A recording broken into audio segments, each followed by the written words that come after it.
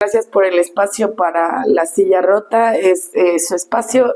Y yo quisiera empezar preguntándole, mirando su carrera, hablar un poco de usted, de esta encomienda y de esta visión con la que usted llega a presidir el Senado. ¿Cuál ha sido el reto o cuál ve usted que es el reto en este momento y también pues el reto en su carrera, ¿no? ¿Qué le ha enseñado la política sobre la política mexicana y sobre usted misma? Si nos pudiera empezar a contar. Bueno, pues a mí me parece tenemos que seguir trabajando, que tenemos desde luego que seguir luchando y que vivimos en un mundo patriarcal y todo esto pues se refleja en las cuestiones de carácter social, de carácter político, en los diferentes ámbitos del poder legislativo, el ejecutivo y el judicial. Y entonces tenemos que seguir luchando porque realmente seamos reconocidas nosotras las mujeres como seres pensantes. Y en este caso yo sí te quisiera señalar que desde los años 90, cuando participaba en un partido de izquierda, luchamos para que se nos incluyera como consejeras nacionales y exigimos que el 20% de lo que era la lista de consejeros y consejeras fuera integrada por un 20%, y en ese momento pues las mismas compañeras del partido, obviamente los varones, pues nos tacharon de locas, ¿no? De que estábamos proponiendo y nos decían que las cuotas era una forma muy fácil de acceder a los cargos y lo que teníamos que hacer era realmente demostrar que éramos capaces de estar ahí. Ahora, bueno, no les llamamos cuotas, ¿verdad? Sino ya han pasado muchos años y es la paridad, porque el mundo está compuesto de hombres y de mujeres. Y somos nosotras más las mujeres si vemos la proporción de la población, si vemos el padrón electoral, y yo siempre digo, bueno, pues Mao Zedong decía que la mitad del cielo eran mujeres y nosotras decimos, y más de la mitad de la tierra, sí, del padrón electoral. Claro. Además de eso, usted pues trae una herencia de lucha, una herencia de la izquierda que pues es innegable. ¿Cuál es la característica que usted cree que pocos saben de su forma de tomar decisiones ahorita en el Senado? Sobre todo porque, como dice, usted viene de un trabajo que también ha hecho personalmente y no solo de una cuota o de una herencia de su papá. Bueno, sí, también, bueno, sabemos que en este caso siempre el hecho de que una mujer esté al frente lo vemos en las diferentes instituciones a nivel privado y a nivel público, es porque eres hija de alguien, novia de alguien, esposa de alguien, pero no porque eres ese alguien o esa alguien.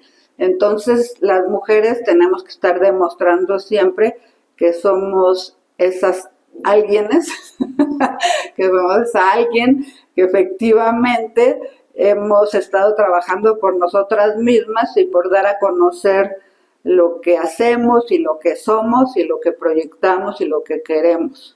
Entonces, me parece que esa es una de las condiciones. Incluso cuando estás en alguna posición, te preguntan, a diferencia de a los varones, ¿no? Te preguntan, oye, ¿y tu casa? Oye, pero ¿y tus hijos? Oye, pero ¿y tu marido? Y en el caso de los hombres, nunca he visto que les pregunten, oye, ¿y qué pasa con tus hijos y tu casa y tu esposa, ¿no? O tu novia. Entonces, nosotras como mujeres, pues estamos cumpliendo un papel dentro de la misma historia que nos hemos hecho cargo de lo que son los cuidados, y por eso la importancia del apoyo para lo que significa este sistema de cuidados. Y bueno, efectivamente yo empecé a participar desde muy joven en el Partido Mexicano de los Trabajadores, que construyó mi papá, Eberto Castillo, fundamentalmente con Demetrio Vallejo, líder ferrocarrilero de las huelgas de los años 50, del 58, 59, que estuvo preso durante más de 11 años, y con también José Álvarez y Casa, que era pues un luchador y una persona muy importante dentro de la misma, pues yo creo que de gente que había formado parte del movimiento familiar cristiano, que entonces había tenido una transformación muy importante, porque recordemos que el movimiento familiar cristiano decía cristianismo sí, comunismo no, y pintaban unos pescaditos, y bueno, tiene todos sus antecedentes ahí, digamos, muy negativos, pero que tuvo toda una transformación importante. Y entonces una de las cosas que mi papá decía es que no importa de dónde venimos, sino lo importante es hacia dónde vamos, y en ese sentido pues era por lo que teníamos que estar desde luego luchando. Entonces yo empiezo a participar en el Partido Mexicano de los Trabajadores, incluso previo a Constitución, yo estaba en lo que se llamaba aspirantes, porque tenía 16 años en aquella época, y entonces la mayoría de edad era a los 18, y por eso es que no estaba directamente afiliada, pero participábamos en eso, teníamos un comité aquí en Coyoacán, hacíamos pintas, pegas, boteábamos, y teníamos un círculo de estudios, teníamos un comité de base, y posteriormente un comité delegacional, donde yo tuve un cargo en ese mismo comité delegacional como secretaria de Relaciones Juveniles, y bueno, ya posteriormente fui secretaria de Relaciones Juveniles a nivel de la Ciudad de México, del Distrito Federal, y pues también participaba en cuestiones que tenían que ver con las mujeres, porque se instalaran lecherías, o sea, era un trabajo muy coordinado en las zonas populares, tomando en consideración las necesidades que había dentro de la misma población, por ejemplo, con los jóvenes formando clubes juveniles, donde se hacían actividades deportivas, artísticas, hacíamos teatro, y así era como de alguna forma afiliábamos a la gente, o sin afiliarla directamente participábamos con ella. Entonces, bueno, eso fue lo que hice hace muchos años. Imagínate, fui secretaria de Relaciones Juveniles. A veces les digo a los jóvenes que cuando nos ven a nosotros, como que no se imaginan que nosotros también fuimos jóvenes como ellos y como ellas, y sin embargo, bueno, pues siempre he señalado que somos los mismos, nada más que nos cambia la carrocería, pero mis principios siguen siendo los mismos, ¿no? Sí, claro. Oiga, pues con ese bagaje y todo ese contexto, a mí me gustaría saber, usted decía, no importa dónde vamos, cómo logra mantener también sus convicciones en un ambiente tan polarizado, y cómo se logra construir esos consensos, ya con este contexto y este bagaje que usted nos cuenta. Ajá, bueno, pues mira, lo que sucede es que sabemos que hay diferentes fuerzas políticas que están representadas, que hay una mayoría absoluta, una mayoría calificada por parte de la alianza que tenemos, de esta fuerza entre el PT, el Verde y Morena, y que se obtuvo una votación aplastante del 60% con nuestra presidenta. Y también en esto yo nada más quiero hacer un paréntesis. Siempre se decía que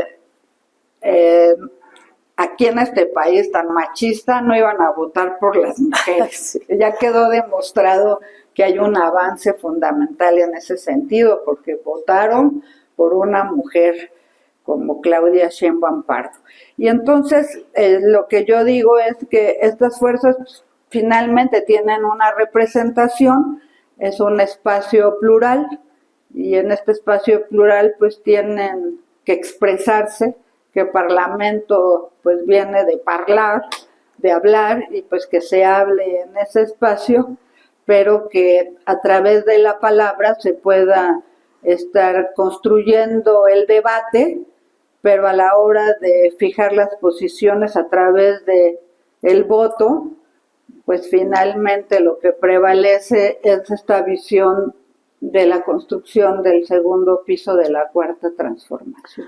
Claro, y senadora, usted llega en un momento donde hay digamos, un desliz que tiene el Senado con el senador Noroña y el senador Moreno. Y después de esto, pues usted llega, ¿cómo encuentra las aguas? ¿Cómo toma las decisiones? ¿Cómo sabe que son correctas? ¿Y cómo legislar desde la presidencia después de este traspié, bueno, que todos vimos, ¿no? Sí, bueno, pues ahí sí señalar que fue una agresión directa, que se llegó a los golpes, pero pues la agresión fue de parte de Alito Moreno y todos vimos los videos, ¿no? Quien emite estos golpes, pues se ve exactamente de dónde provienen y nosotros pues siempre hemos rechazado la violencia, venga de donde venga y en cualquier término. Ahora sí te puedo decir que soy pacifista. Entonces, paz y amor, ¿no? Claro. El movimiento hippie. ¿Ha hablado en algún momento con los senadores de esto, después de eso?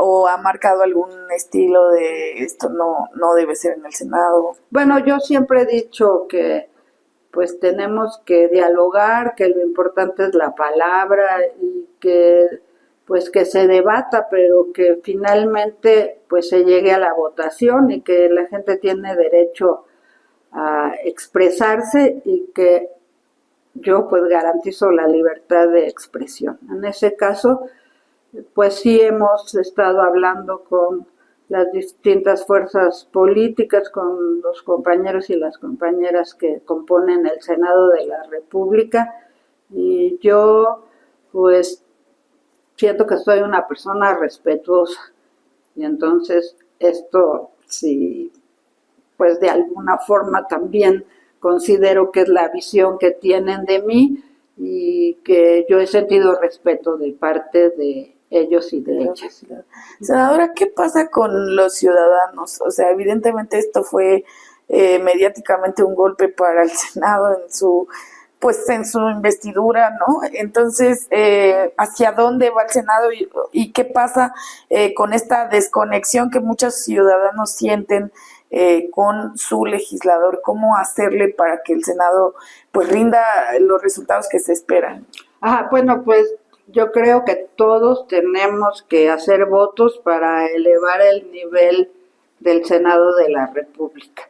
Y me parece que una de las cuestiones fundamentales es hacer trabajo desde el territorio y como lo ha señalado la presidenta, más territorio y menos escritorio. Entonces, esa es una de las cosas que me parece también esencial para tener este vínculo, para que la voz del pueblo se escuche a través de los legisladores y las legisladoras. Y a propósito de eso, déjeme preguntarle, bueno, también hemos visto escándalos recientemente relativos a pues la utilización de recursos, o de más bien enriquecimiento, como el caso del senador Adán Augusto, o hemos visto otros casos. ¿Qué le parece a usted y cómo deben responder los senadores ante eso? Bueno, yo quiero decir que los senadores y las senadoras pues son representantes del pueblo, pero también como senadores y senadoras, como legisladores, como población en general, yo diría que pues también algunos tienen empresas, algunos tienen pues diferentes negocios y que han trabajado a lo largo de su vida de manera lícita en diferentes despachos a partir de la profesión que desarrollan. Yo señalaría que finalmente, como decía mi mamá, la política no está hecha de ángeles y arcángeles, sino de seres humanos. Y como seres humanos todos tienen sus claroscuros, pero lo importante es hacia dónde vamos También Eberto, mi papá, era el que decía, y esa frase es muy sonada y recordada porque en momentos álgidos que hubo, como cuando se da la fusión o la declinación de él como candidato a la presidencia de la República por parte del PMS a favor de Cuauhtémoc Cárdenas, que estaba en el FDN, en el Frente Democrático Nacional, cuando estamos hablando del 88, él pronuncia un discurso muy importante donde dice de manera reiterativa que lo importante no es de dónde venimos, sino lo importante es hacia dónde vamos, considerando que teníamos que trabajar por el futuro y sentar estas bases de la transformación. Entonces, me parece que lo que tenemos que tomar en consideración es que cada quien sea responsable de sus actos, de sus dichos, pero lo que es realmente visible es que ha habido un avance y un cambio en la política y en la democracia en este país. La democracia pues es el poder del pueblo por el pueblo y el derecho a elegir a quienes nos gobiernan y que se garantice la libertad de expresión.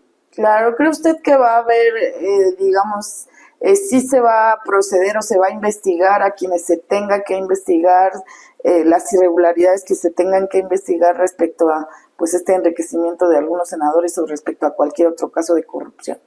Yo creo que si hay denuncias, estas denuncias se tienen que trabajar y estas denuncias se tendrán que hacer en las instancias que se deben de llevar a cabo y esas instancias tendrán que investigar, ¿no? Hasta el momento, pues, podemos decir que no hay nada en este sentido. ¿Y le pediría a usted al senador Adán Augusto, por ejemplo, explicar pues todo esto que ha salido respecto a los recursos que tiene? Bueno, él ha estado explicando, de hecho, ha estado dando conferencias de prensa y siempre en el Senado de la República ha estado dando la cara para responder frente a los cuestionamientos que les han estado haciendo desde los medios de comunicación. Claro. Senadora, quisiera hablar un poco de democracia. Hay algunos estudios y hay algunos cuestionamientos de algunos especialistas respecto a que en el país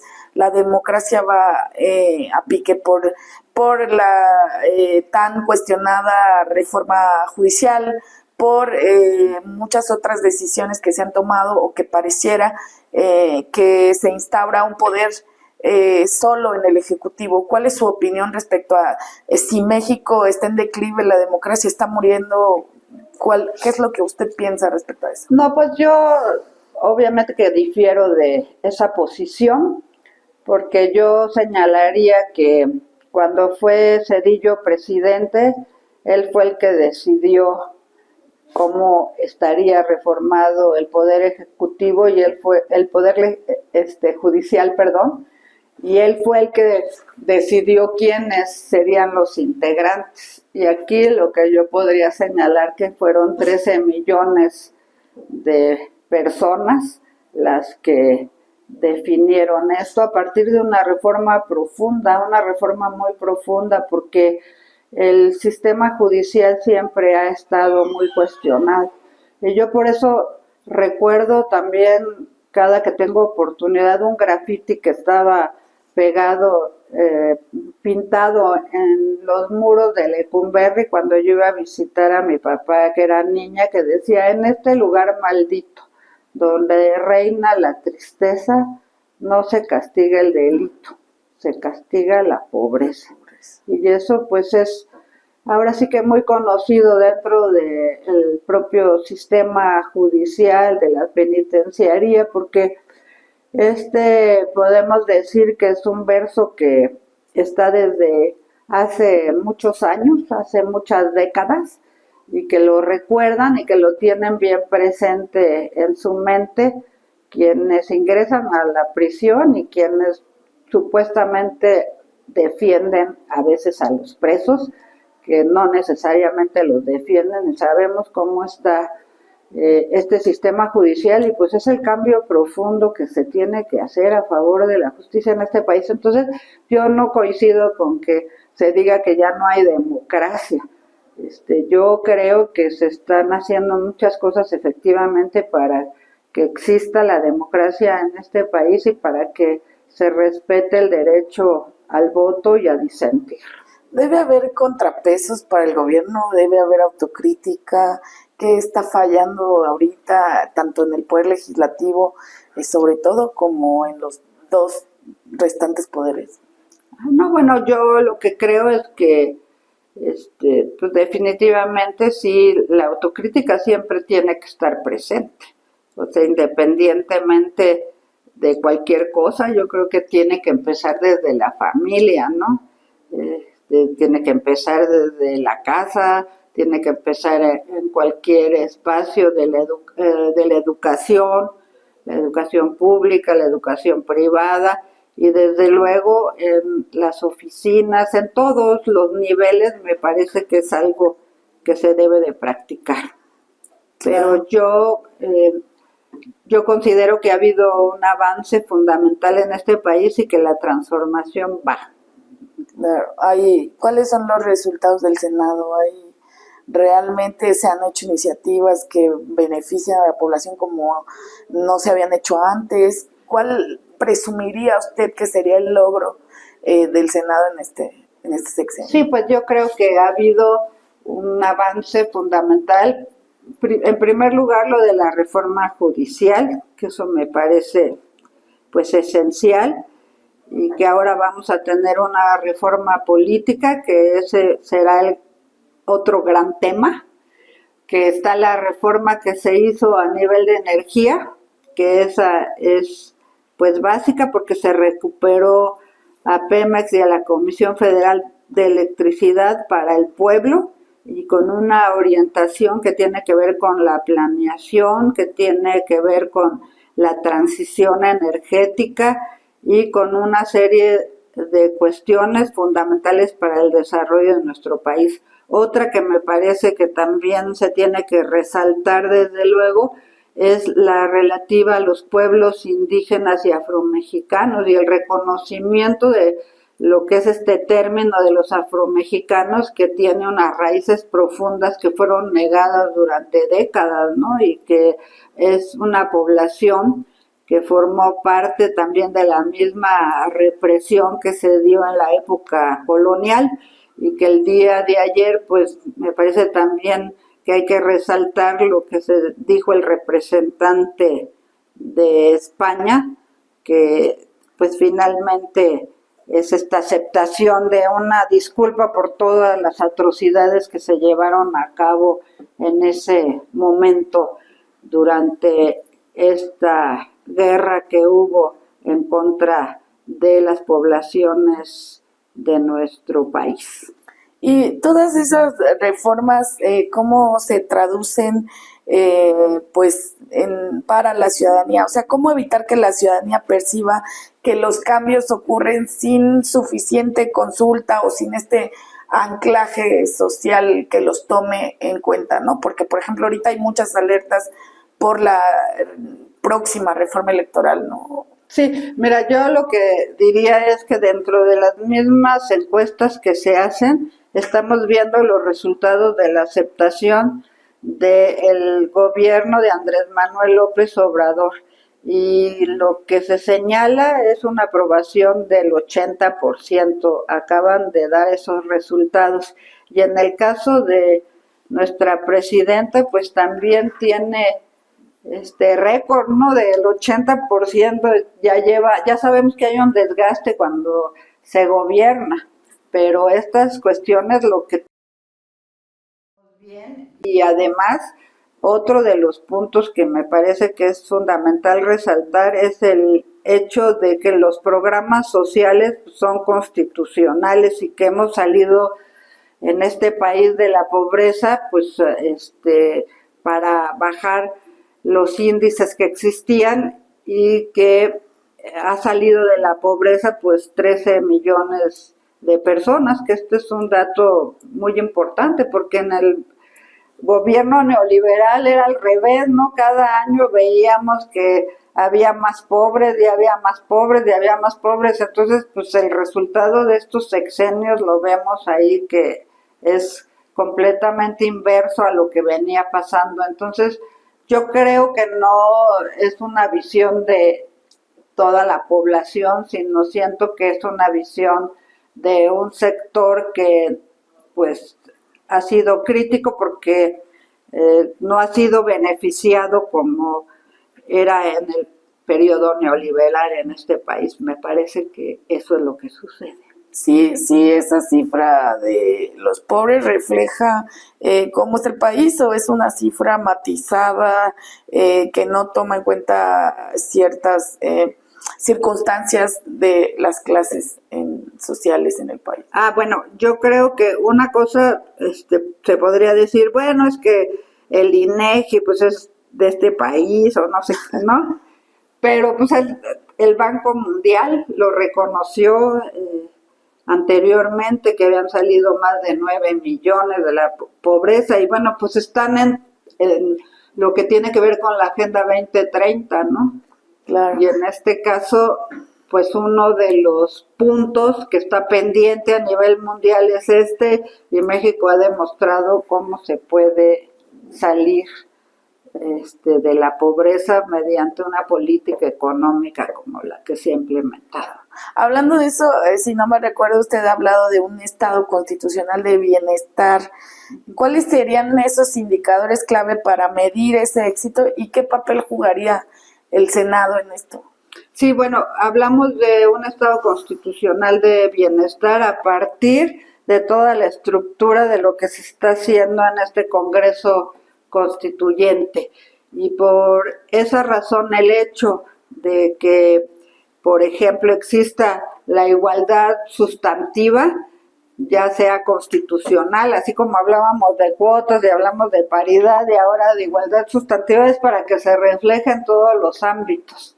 Esto tiene que ver con un estado constitucional de bienestar porque implica el desarrollo de las mujeres en este país, los programas sociales como derechos constitucionales, pues es esto, lo que tiene que ver con el derecho a la salud, al bienestar, el derecho a una vivienda digna. Por ejemplo, durante mucho tiempo se estuvo haciendo vivienda, pero no una vivienda realmente para los trabajadores que fuera digna, porque si observamos, hacían una especie de maquetas, y estas maquetas ni siquiera tenían la infraestructura adecuada, ni siquiera estaba lo relativo a lo que sería el drenaje, a la red hidráulica, toda la red sanitaria, ni a la red eléctrica. Por eso es importante estar trabajando para que toda la población tenga este derecho a la electricidad, que bueno, pues yo también voy junto con otra senadora de la República, estamos planteando incorporar esto del derecho humano a la energía eléctrica. Y en este caso yo sí diría que algo que me parece también importante de la misma reforma que se hizo en materia de energía es el hecho de que todos podamos tener acceso a Internet. Pues esto implica este estado constitucional de bienestar porque, bueno, si no tenemos acceso a las redes, no podemos tener tampoco esta conexión para la educación, porque ya vemos que se hace la educación a distancia. Estamos viendo todo lo que se está logrando con la digitalización, que podamos tener acceso a, pues que hagamos los trámites de manera digital, y con esto también se abate la corrupción, porque entonces ya no están coyoteando ahí para hacerte los trámites, sino que los puedas hacer directamente. O sea, me parece que hay una serie de cuestiones fundamentales que finalmente nos dan lugar a este concepto del Estado constitucional del bienestar. Claro. Senadora, pero hablando de corrupción, no se ha terminado, ¿no? O sea, hay señalamientos muy directos en el sexenio, sobre todo de Andrés Manuel. Tenemos el caso del Huachicol, que es esta Sí, yo creo que se tiene que seguir trabajando, y una cuestión es no nada más decir, bueno, es que se acabó la corrupción y cero corrupción. No, esto se tiene que estar haciendo de manera cotidiana, se tiene que estar haciendo diario, y siempre habrá esa tentación, y por eso tiene que haber la estructura adecuada, el castigo a la corrupción. Y yo creo que algo que sí tenemos que remarcar es que con García Harfuch se ha hecho un trabajo muy profundo en materia de los decomisos de huachicol, porque han sido los más grandes de la historia. Entonces ese sí es un reconocimiento a lo que tiene que ser el combate a este flagelo, y que en eso ha estado empeñada la presidenta Claudia Sheinbaum. Pero ahí hubo señalamientos directos de testigos que hablan del ex secretario de la Defensa. Ahí, ¿qué hacer? O sea, es decir, combatir la corrupción, caiga quien caiga, los hijos del ex presidente, caiga quien caiga, hasta las últimas consecuencias. Bueno, tiene que haber esa investigación, porque también puede haber muchos dichos, pero como dice, ahora sí, reiterativamente, como dice el dicho, del dicho al hecho hay un gran trecho. Entonces tiene que darse seguimiento a todas estas cuestiones, y yo también coincido con que caiga quien caiga, tope hasta donde tope. Senadora, que ya por último, para no tomar más de su tiempo, me gustaría preguntarle su opinión respecto a este relanzamiento del PAN. ¿Cómo lo ve usted? ¿Cómo lo ve desde el Senado también, con los senadores del PAN y con los senadores de oposición? Si usted está viendo una oposición fuerte, si esto es una llamada de atención también para el gobierno, o si solo representa un hecho mediático y una oposición débil y desesperada. Bueno, pues yo veo que es una cuestión mediática, porque pues quienes están ahí al frente es también Felipe Calderón, y si nosotros vemos lo que representa Felipe Calderón para este país, pues representa un fraude en todos los sentidos, no nada más del fraude electoral, sino un fraude él como gobernante que realmente dejó al país hundido en un baño de sangre y lleno de corrupción y de represión. Vimos muchas figuras en el arranque, Lorenzo Córdoba, muchas figuras que han roto o que rompieron con el gobierno en su momento y que han sido cuestionadas desde la presidencia. ¿Cuál es su opinión respecto a eso? Bueno, pues yo considero que es muy claro el logotipo del Partido Acción Nacional, su renovación, si nos fijamos, va hacia la derecha. Es un giro a la derecha, o sea, si ya estaba en la derecha, pues es la ultraderecha, no sé qué es lo que se pretenda, ¿no? Yo considero que ese relanzamiento y ese logotipo, eso es lo que refleja. Senadora, ¿cómo quisiera usted dejar la mesa directiva del Senado? ¿Cómo quisiera ser recordada? ¿Y cuáles son los planes, cuáles son las reformas que van a sacar próximamente?